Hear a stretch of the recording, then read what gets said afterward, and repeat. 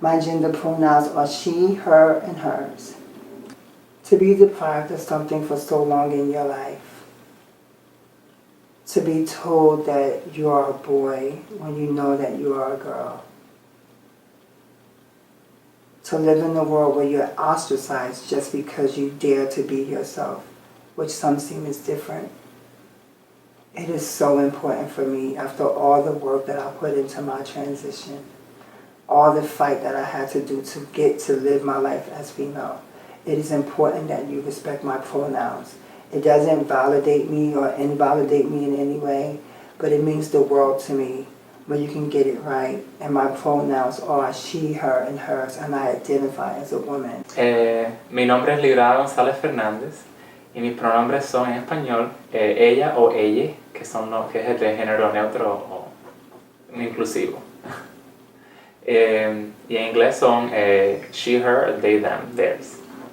I think pronouns are important because, like respecting my pronouns, because it's just, first it shows a level of professionalism, and I think that people in the medical field just picking whatever pronoun they think is not an objective way of like looking at a patient. It's not a professional way of looking at a patient.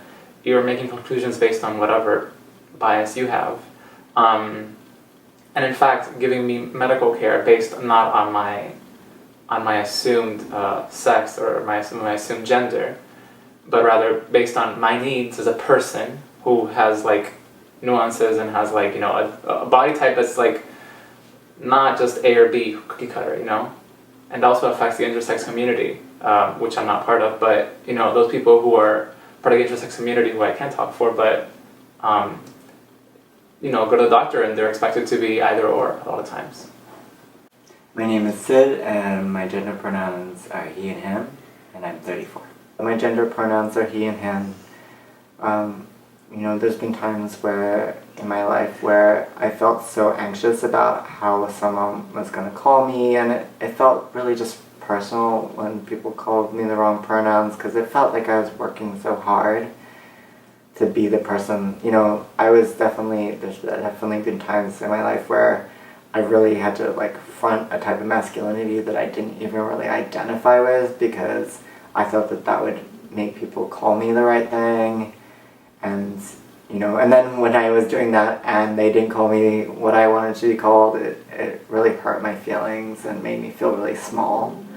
So I would just say around calling people gender pronouns, I know it's a really hard process. You know, I also went through the process of learning about pronouns and understanding the concept of they, and you know, people who, you know, you just use their name. And I remember kind of having to bend my mind about it.